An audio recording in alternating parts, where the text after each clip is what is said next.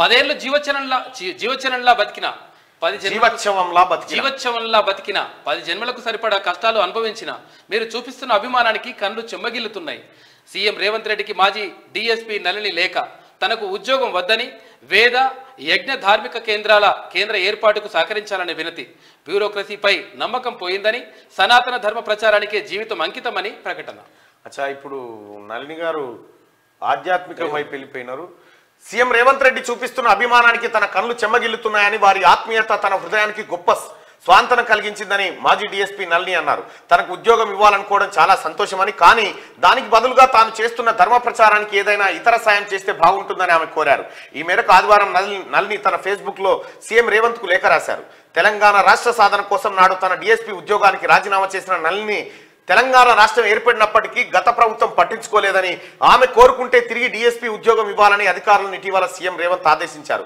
దీనికి నళిని స్పందిస్తూ లేఖను పోస్ట్ చేశారు. తన పేరును నళిని ఆచార్యగా, తనను యజ్ఞ బ్రహ్మ వేద ప్రచారకురాలిగా అందులో ఆమె పేర్కొన్నారు.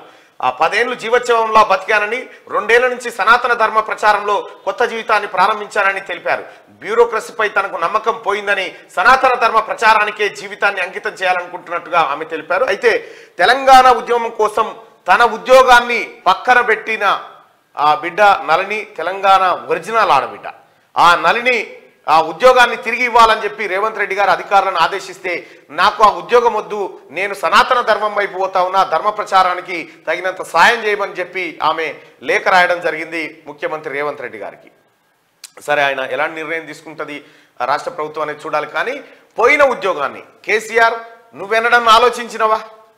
నళిని ఈ బిడ్డ ఉద్యోగం పోయిందని మొర్రో మొత్తుకుంటే అప్పుడు తెలంగాణ వాదులంతా ఈ బిడ్డను ఉద్యోగం ఇవ్వమంటే కనీసం పట్టించుకోలే. ఈ బిడ్డకి వెళ్ళే కానీ నీ బిడ్డకి ఇచ్చినావు ఉద్యోగాలు. నీ బిడ్డను ఎంపీ చేసినావు, నీ బిడ్డను ఎమ్మెల్సీ చేసినావు, ఇక నీ బిడ్డను ఈ రాష్ట్రం మీద వాడి దోసుకోమని ఇడిచిపెట్టినావు. తెలంగాణ ఉద్యమంలో నళిని పోరాటం కంటే పెద్ద పోరాటమా కవితమ్మ గారిది? కాదు కదా. మరి ఈ బిడ్డకు ఉద్యోగం ఇవ్వకపోతే, కనీసం శ్రీకాంతాచారి తల్లిని ఎమ్మెల్సీని చేయకపోతేవి. ఇప్పుడు తెలంగాణ రాష్ట్ర ప్రభుత్వం గుర్తిస్తూ ఉంది.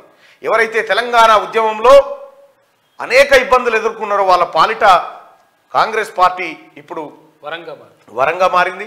ఇంకో విషయం కూడా చెప్పాలి. ఇక్కడ తెలంగాణ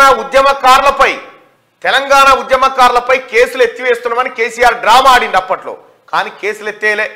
తెలంగాణ ప్రభుత్వం రాగానే గౌరవ ముఖ్యమంత్రి రేవంత్ రెడ్డి గారు తెలంగాణ రాష్ట్రంలో పోరాటంలో ఏదైతే తెలంగాణ బిడ్డలపైన కేసులు నమోదైనాయో ఆ కేసులన్నింటినీ విత్డ్రా చేసుకోండి అనేటువంటి ఆదేశాలు జారీ చేసిండ్రు. తెలంగాణ పట్ల నీకున్న ప్రేమ గది కేసీఆర్. కాంగ్రెస్ పార్టీ ప్రభుత్వానికి రేవంత్ రెడ్డి గారికి ఉన్నటువంటి ప్రేమ గిది. నీకు నీ పరిపాలనకి ఈ పరిపాలనకి తన పొంతనగా అనిపిస్తుందా? ఇవి జీర్ణమైతలేవు మీకు. ఇక